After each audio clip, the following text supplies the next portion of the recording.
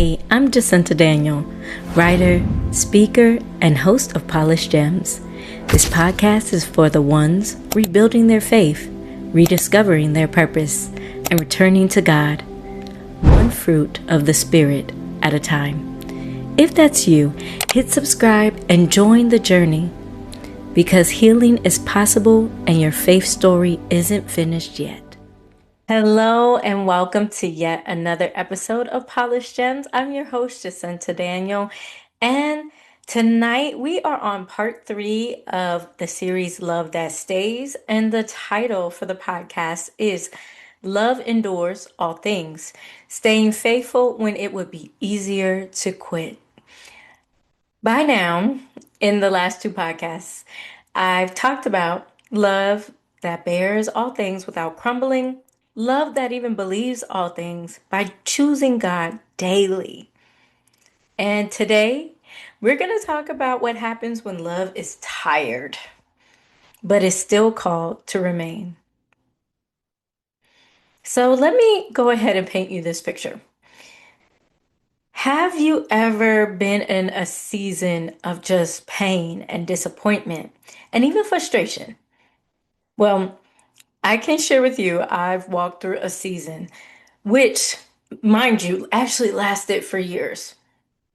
It lasted so long that even my family was believing that and starting to wonder actually if I had done something to upset God. They wondered if I had said something, did something to make God so mad at me that it seemed like I was in this season of pain and frustration and just things almost like things, it's not like God was not present to them, but it was almost like what people say, the phrase, a series of unfortunate events. I was almost experiencing that where no matter what I did or what I was trying to do, there were still things that had happened. There were still things that were taking place. And I do believe that that season, God had told me to endure. He asked me to endure, and I didn't know it at first because when I was going through it, I thought I was just going through, and I was like, well, maybe it was something I did in a past life, or and what I mean by that is like before I got to know Jesus, came back, and everything, I was like, maybe that side of me caused some of this. Like I started to believe these things, and not necessarily a past life, right? But the word does tell us that we're born again when it comes to um, being with God. We become these new creatures. So I was wondering if when I left the church and all this other stuff, maybe I was whatever sins I committed, maybe something. I really thought my family was right during that time. But what I realized is there is a time and a place for everything. And endurance doesn't have to be loud. It typically isn't. When we're asked to endure or when God is looking for us to endure, it's not about it being this loud demonstration for others. It really is about us remaining faithful. He's looking for us to remain that way.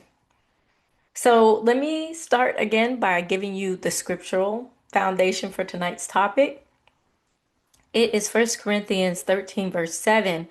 And it, of course, says, love endures all things inside of that verse. It also says the other parts of what love does in that verse as well. And I encourage you, if you haven't already done so, go back to the previous 2 podcasts. You can see exactly what we were talking about, how we break down that verse, and more. But there's a verse that I want to add to it. I want to add to it Ecclesiastes chapter 3, verse 1 through 8 in the Message version says this, and I call it the MSG version or the SALT version. It says this: there's an opportune time to do things, a right time for everything on the earth, a right time for birth and another for death, a right time to plant and another to reap, a right time to kill and another to heal, a right time to destroy and another to construct, a right time to cry and another to laugh, a right time to lament and another to cheer, a right time to make love and another to abstain, a right time to embrace and another to part, a right time to search and another to count your losses, a right time to hold on and another to let go, a right time to rip out and another to mend, a right time to shut up and another to speak, a right time to love and another to hate, a right time to wage war and another to make peace. Guys, I encourage you to go through the word and actually read all of that so you get the full understanding, and also to dive into historical context as well as to why this was even mentioned. But the reason why I want to connect the verse of love endures all things to the times and to the seasons is because endurance is not stagnant. It's not stagnation. Here's how we know.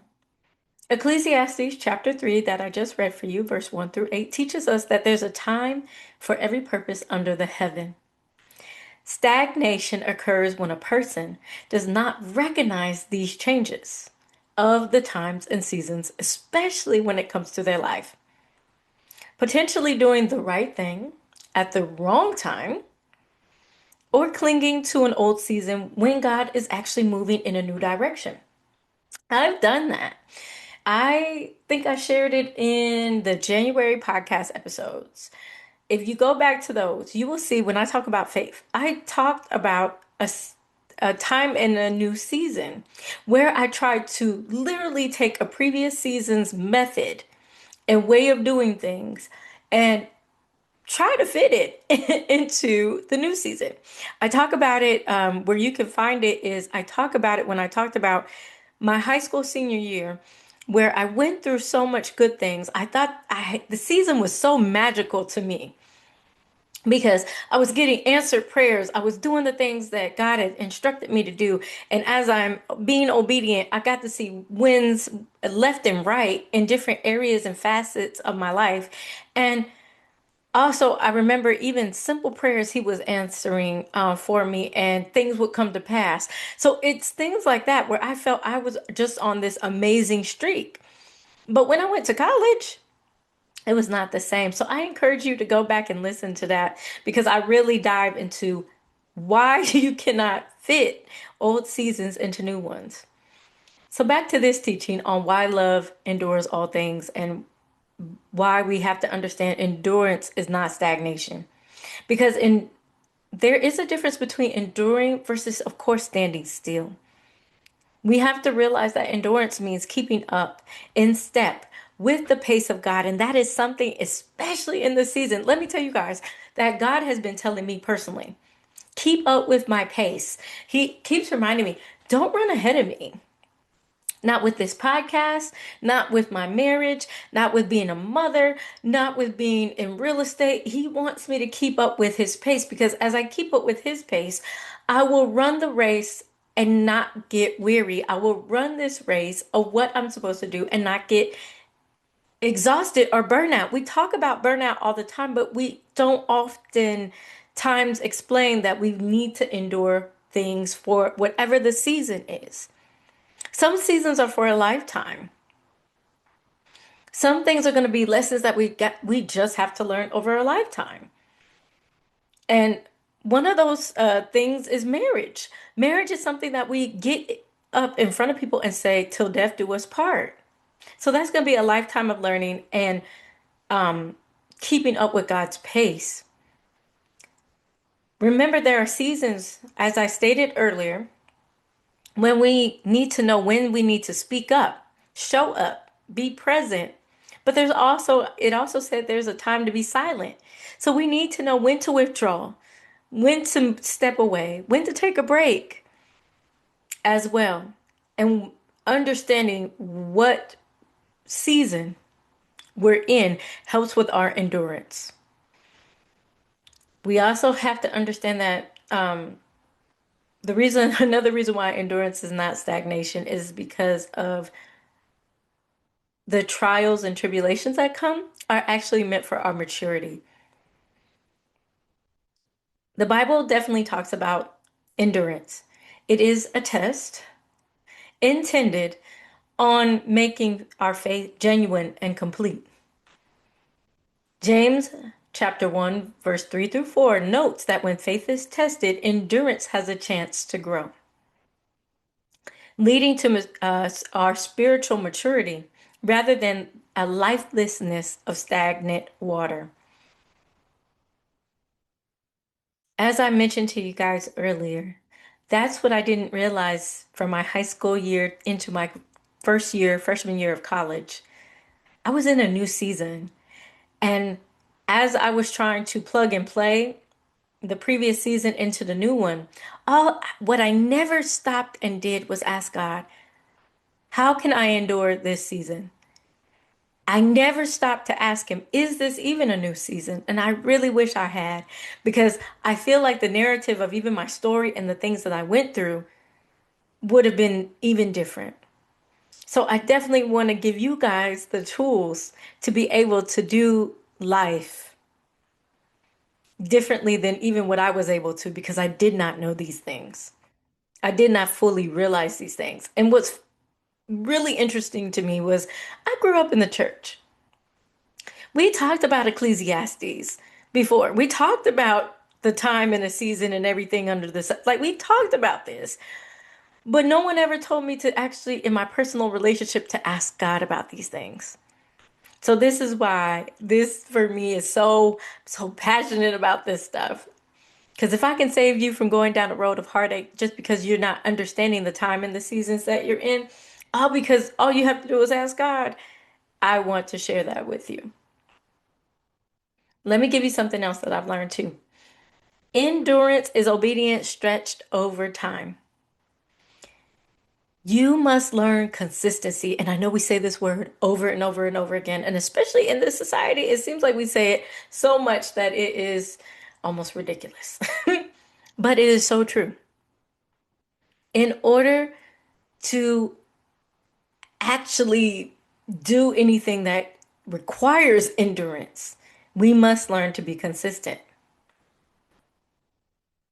Endurance really is the thread that pulls obedience through every opportune time. Let me explain what I mean. There is a right time to hold on and another to let go. That's what Ecclesiastes chapter 3, 1 through 8 said. So endurance is wisdom to remain obedient to God's character. Whether we are in no matter the season we're in, if we're in the season of planting or uprooting, if we're in the season of crying versus laughing, if we're in the season of celebrating birth and crying at someone's death, if we're in the season of planting something, whether it be a church, a book, a ministry, and there is a time to reap the harvest of that as well. All of these things, all of these times that I read earlier, they require our consistency. They require us to show up faithfully, even in the ones that hurt. And let me go back to what I told you about. I was in a season of pain. I was in a season of frustration. I was in a season of um, just feeling discouraged. And for me, all of that, I still had to show up for work. I still had to show up as a mom. I still had to show up and deal with everything. And especially for me, that was definitely during my divorce and separation, my separation and divorce. Because what God needed me to do did not stop. What my kids needed me to do did not stop. What I needed to accomplish at work did not stop. But I also had to get healed and whole. We have to endure a lot of things. And God expects us to just remain faithful throughout the process, throughout this journey that we call life. Also, know there's sovereignty over the timing. I mentioned all these different times and I listed them all for you. Know that God has a plan and an order for everything. Endurance is the act of surrendering our personal timelines to His divine schedule. This is something that I really wish I had understood in college, that God actually had things for me to do that were new that I should have tried, and it could have changed the trajectory of where I am even today. But what I never did was surrender my timeline or the way that it even needed to be to His divine schedule. If we just stay obedient today, it's us telling God, I trust you. I trust that you hold my tomorrow. I trust that even if I don't have all the answers, whether it be in business, in marriage, in whatever the next thing you're supposed to be doing, that God has the answers. Staying obedient today means that I still trust you. I choose to trust you. And I talked about that in a previous podcast as well. We got to choose to trust God. Just as we choose to show up to work, just as we choose to show up for our spouse, just as we choose to love our children. These are all choices that direct my actions in the next steps. It directs your actions in what you do next when you make a choice. So continue to realize you must endure.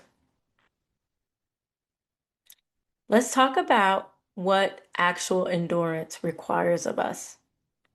And I'm going to give it to you as principle one. Principle one is endurance is sustained by hope. Let me give you how that's possible. Hope provides us an anchor for our souls. It's easy for our souls to get weary. It's easy for us to get tired. How many times have you been tired along this journey of life? Like, I can't tell you how many times. And I'm not like physically tired, but my soul is tired or my mind is tired.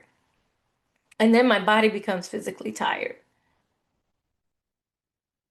Think about the storms of life, the unpredictable seasons, the times, the seasons that change, and then you have to readjust. One of my favorite ones to always talk to God about is when my children get older. Especially my daughter, she's 15 now.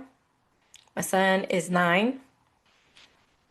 It's like when I get comfortable with one age or one phase, then they switch to the new one or the next one or something new. I always tell them that they keep me on on my toes. And I always look to God as my hope to anchor me in that area and be like, okay, God, you gave these children to me. You know them better than I do. And I hope that you continue to teach me what they need for this new season. That's the thing that keeps us from drifting into despair and drifting into um, frustration, discouragement, and everything else that comes along with it. When we look at God as the hope that He provides, that He's the anchor for our souls, we become more sure and steadfast in what He says about the thing that we're going through. He grounds us to remain in position to still be steady in our love and our obedience towards Him. He also helps us to focus on the unseen because, like I said about my kids in this example, when they go into these new phases, it comes with new things, things that I'm not ready for, and I have to readjust my mindset, my heart posture, and just understand that God will help me through what I may not fully understand, so that I can get through it, so that I can overcome it. The other thing is that hope refrains the outcome. Where we see a perspective that might seem like, oh, I don't know if I can get through that. Especially if you're in a season of pain that has lasted for years. When it seems like it's been storm after storm after storm, and you do not know how you can get up out of it. When our endurance fails, is because we have believed that our painful situation, our circumstance, our storm, and our trial is really the end of our story and God has given up on us. That's when we lose our hope. But to keep that hope, that helps change our perspective. It lets us know that we have victory in advance, that God is the God of Abraham, Jacob, and Isaac. He is the God who says he will do the thing that he said he would do. He is the God that kept not only his word and his promises to them, but he'll also keep it to me. He will preserve us. He will keep us no matter what the time, no matter what the season is.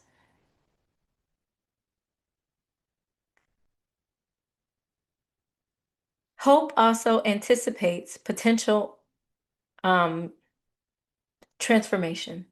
Hope also anticipates potential transformation. I had to say that twice. 1 Corinthians chapter 13, verse 7 does tell us that love hopes all things, and that will be our next recording. I can't wait.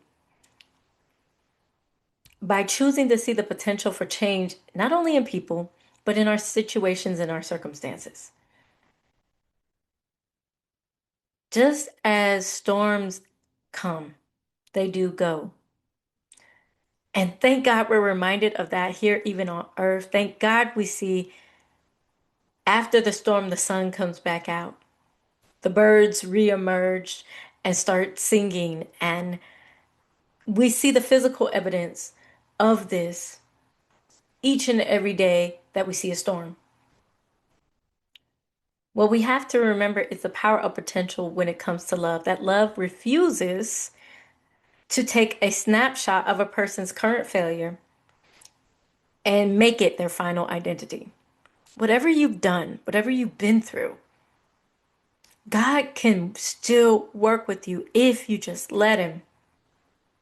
This is why hope that we have as human beings, it believes in God's ability to work through us, through our relationships, through our circumstances, and the ability to help us endure to the brighter days ahead.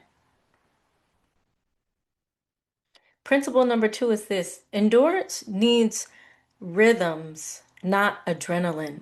Remember this: it is about consistency over intensity.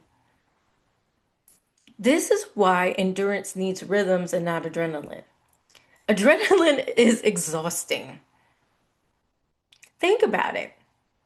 How many of us, when we first came to the Word of God or when we came to learn of Jesus, we were super excited. We were on fire for the Lord. We're going to preach and we're going to testify. But then after a while, that spiritual high started to wear off. Look around you now. Do you still feel the same way? Do you still feel like telling people about God and after you've been through some things? It's real easy to start to feel that burnout over time, especially if we don't have things in place to alleviate that, especially if you don't have things in place to work on that. This is why it needs to be a rhythm. Just as the heart beats, it needs to be a rhythm. Figure out your rhythm based on your time and your season. Don't assume because in one season the rhythm was one way, because the season you're in now might require a new set of rhythm. How is that rhythm sustained? It's through patient endurance and, of course, I stated consistency, but let me explain how. We have to realize this journey is for the long haul. This journey is something that we have to exercise for and train for. And we train by being obedient. We train by upping our faith muscles. Every time we're obedient, our faith starts to increase. The capacity of our faith increases. as our faith starts to increase in the Lord, then we start working on the fruits of the Spirit because now we're in this relationship with Him as father and child. As we get to know His character, we start to see how He loves. We get to see how He believes, the essence of joy is. We get to see what peace looks like to Him. And we get to see it in different seasons of our life, how it actually looks in real time. This is why He wants us to keep going without collapse. He wants us to learn to love each other and be in a love and relationship that stays long term.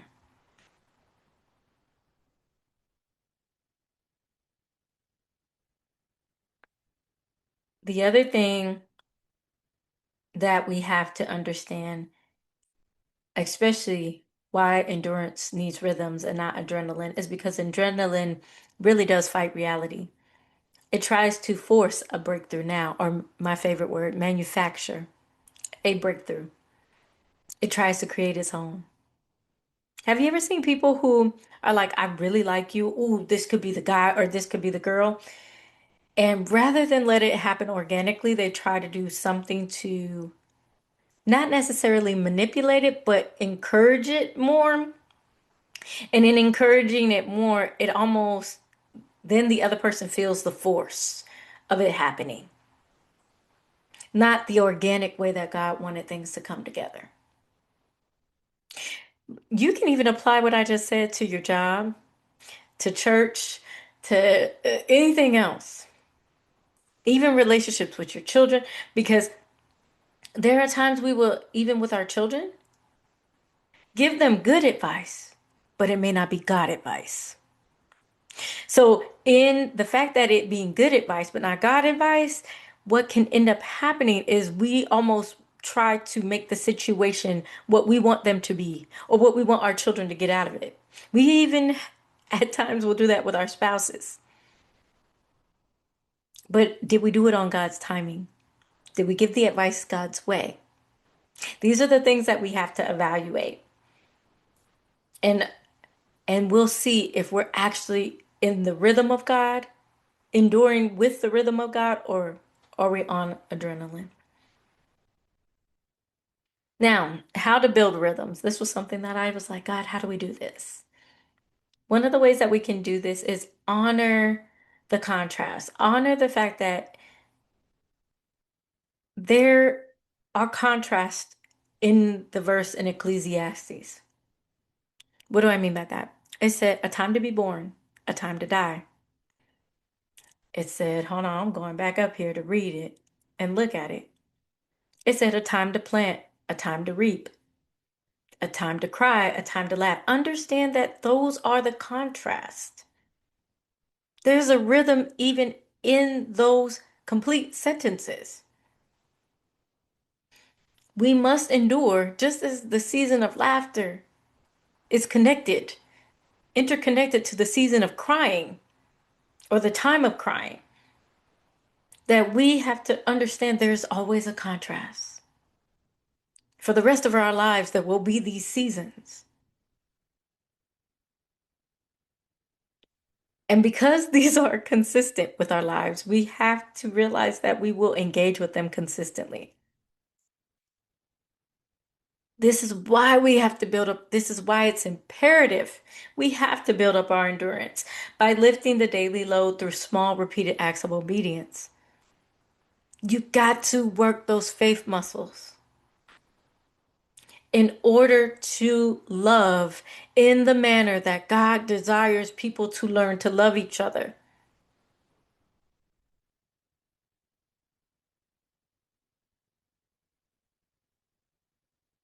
These small acts of obedience train us to increase our faith so that we can understand more about the fruits of the Spirit, but especially love.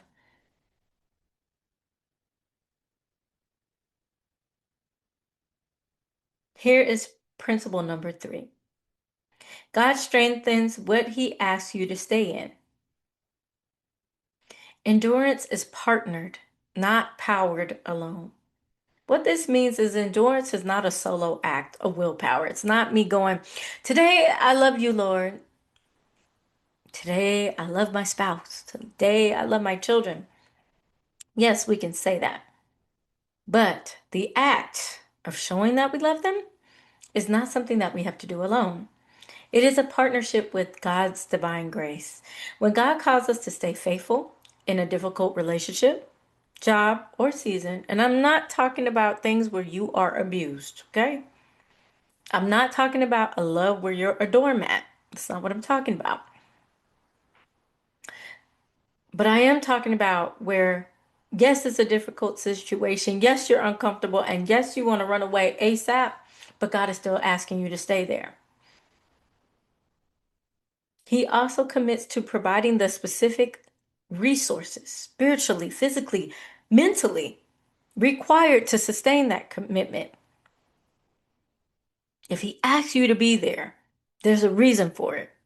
And even in that reasoning, what did it say before? It said it's our endurance is to train us towards spiritual maturity. Remember that when God asks us to stay, that is the place of character development for us. And development is not easy. For most people, it either makes you want to flee or fight. What is that? The fight or flight syndrome or method? It makes you want to do that. It makes you want to choose one. Because molding, having our character molded is not easy. One of the things I've had to lately say to myself is I can do hard things. And that, even in itself, when I say that and then the hard things happen, I'm like, I wasn't trying to invite the hard things in. God, we could do without that, but God wants my character to operate in the fruits of the Spirit. A lot of times, the opposite has to happen. And I know I wish I could say something more encouraging, especially with everything that's going on in this world. I really wish I could tell you something more encouraging.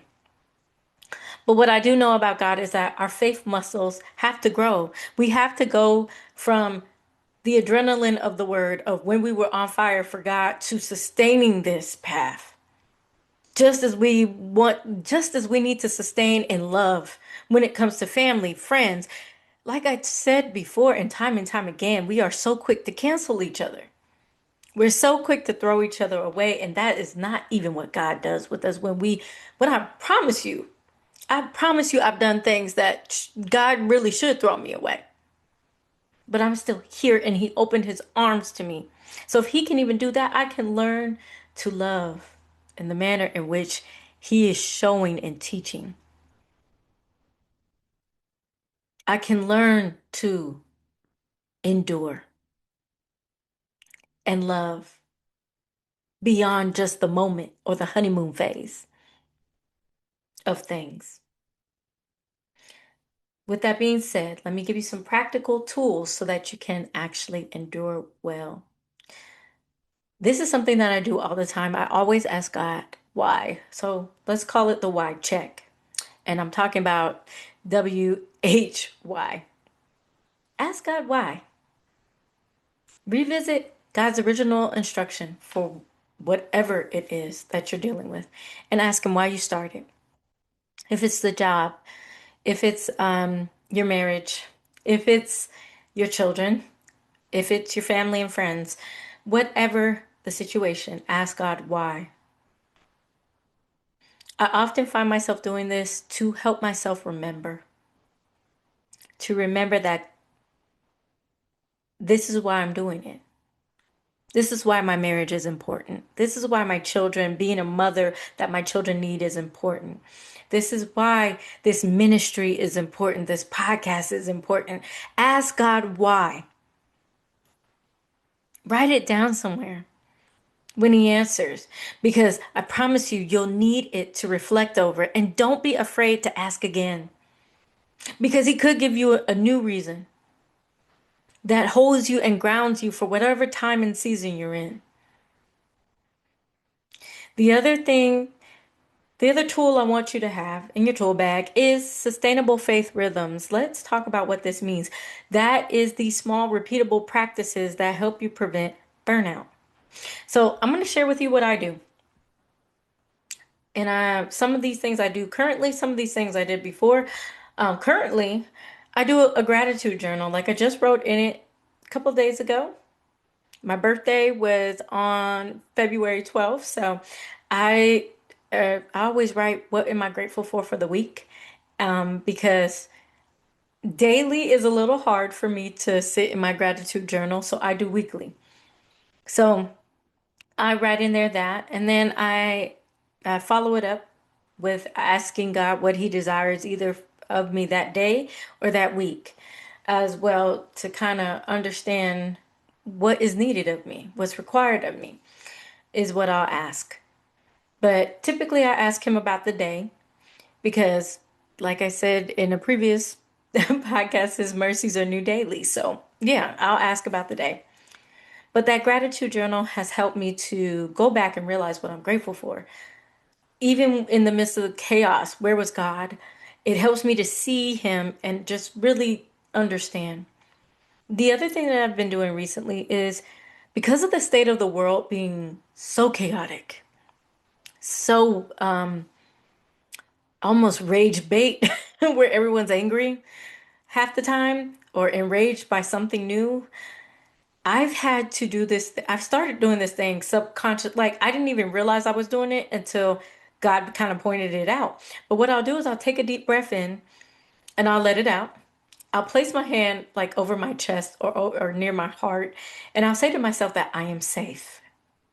When my nervous system begins feeling like it's in this uproar or it wants to run away, or if I feel my adrenaline kicking in, that's when I do this. So I'll, again, deep breath in, let it out, place my hand over my chest, and just tell myself I am safe. And when I say I'm safe, I can even say I'm safe in the Lord. I, the Lord has my back. Like whatever I need to say in that moment to reaffirm to my body, my system that God has me. God has me. God has my back. I've realized lately I've been needing that a lot more than I thought. Another thing that I used to do, this was back when I worked retail back in the day, but during my lunch break, what I would do is I would read my Bible. That calmed me down because most of my jobs have been in customer service. They've been working with people. They have been, so I've dealt with everything you could imagine. And for me, that 30-minute break that I would get, to 30 minutes to an hour that I would get, reading my Bible, and I would actually back in the day take my physical Bible. That helped me a lot. That grounded me a lot to be able to go from my break to dealing with people again. Like it helped tremendously. I still recommend even doing that now as well. And the other tool in your toolkit I want to give you and remind you of is permission to rest without quitting. You have permission to rest without quitting. Let me explain this. Rest is part of endurance. It's not a failure of it.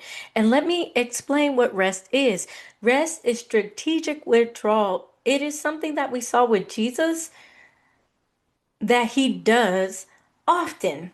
We see him go to the mountains. We see him go to the gardens. It even says in Luke chapter 5, verse 16, what God did, what Jesus did in the message version was withdrew out of the way places for prayer. He would go to someplace different, a change of scenery for prayer. Now, for you, you might not be able to get everywhere, and that's okay. But what about your local park? What about your backyard?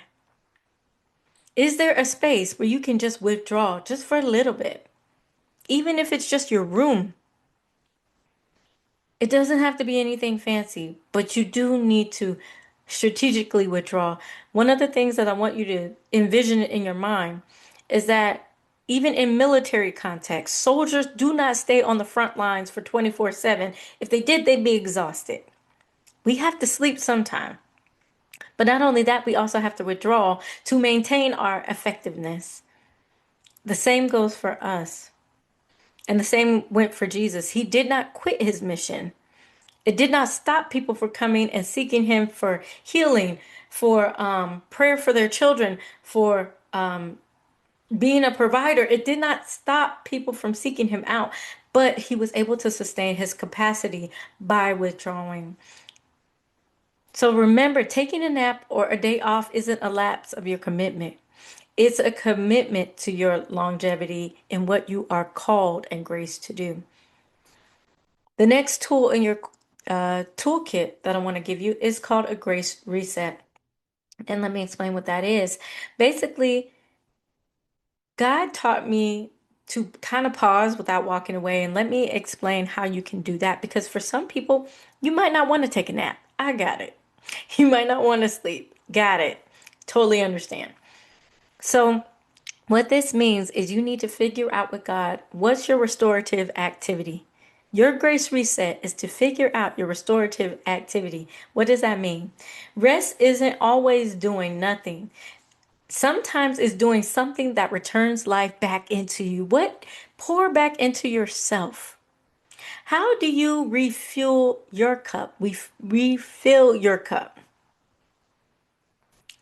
I'm gonna give you an example of, and I talked about this too, but God recently asked me to think about some fun things to do, and I was like, what do I find fun? I wasn't really sure.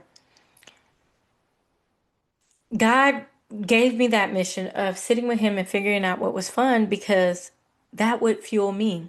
What I ended up doing was getting this paint by number off Amazon. I got the paints. I got this mobile easel, something that I could carry around with me, case.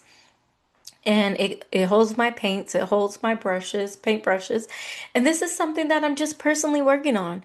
It's not something that I have to share with anyone. It's not something that I have to give to anyone. It's not something that needs to be, in my mind, perfect, right? But it's something that is just for me. And I will put on worship music while I paint. I will put on music from when I was a teenager that makes me feel happy. I will do that, and this fuels my soul. This gives me the fuel that I need to get back up and do this podcast. It gives me the fuel I need to go back to, okay, I can be the mom I need to be, the wife I need to be, all these things. So, what is fun to you? I'm going to ask you guys the same question that God asked me. What do you consider fun? Because God knows I know how to work, God knows I know how to serve. But what I had forgotten how to do was how to have fun in this life as well. I need you to identify your life givers. For some of you, it might be gardening, dancing, singing. For others of you, you might just need silence, where your brain's not thinking about the doctor's appointments, where to go, who needs what, and this, that, and the third. You just might need silence, and that might give you life. Whatever your activity is, make sure it's one where your output, there's no required output from you, there's no required performance from you, just the thing. Your soul has so much value to God that He just wants you to be His child, not you doing His work. Yes, He wants us to do His work, but He also loves us enough that our soul needs to be revived through those strategic withdrawals. So that way we can realize we are just His children, and it is okay to just be God's child. So I'm going to give you, like I always give you, a question to write in your journaling time to sit with God and ask Him. This question is, God, what does faithful endurance look like for me in this season? I'll read that one more time. God, what does faithful endurance look like for me in this season? And last thoughts that I want to just leave with you is that endurance is love choosing faithfulness over escape. So, guys, that's my time. What I want you to do, if you have not done so already, please like and share and subscribe. Also, We still have our Patreon community available. If you want to go ahead and join us, if you haven't already done so, you can actually head over there and join us and get the goodies that we have over there. Guys, we have biblical affirmations. We have things to walk you through the fruits of the spirit on a deeper level than what I'm able to do here. The other thing that, uh, because who doesn't want to improve in the areas of love, joy, peace, and patience? Who doesn't want to have a great time in their relationship with their spouse? I know I do. Listen, working on the fruits of the spirit, it's allowing me to do that. It's even allowing me to improve my relationship with my children. I want to be a mom that they love, cherish, and honor as well. And of course, respect. But I also realize I have to parent by the fruits of the Spirit in the manner that God teaches me and trains me up as well. I want better relationships all around. And I want long lasting one. I want to be able to say I have great friendships. Even if I don't talk to my friends every single day, but I have great friendships. Because even if we go months apart, we could still talk and have a great conversation. I can still show you that I love you. Who does not want that? To look back at their life and be like, yeah, she embodied a love that stayed and remained because she endured. Anyway, so that's why we have the Patreon community. We have it for that reason to help you guys go deeper than what this podcast moment or time allows for us to do. So you can get more information. You can get the transformations that you are seeking and needing in your lives as well. So, guys, I will put a link in the bottom of the description. I just want to take the time to say thank you for tuning in and thank you for being a part of this episode of Polished Gems. Until next time, guys, you guys have a wonderful rest of your evening as well as your week. Bye.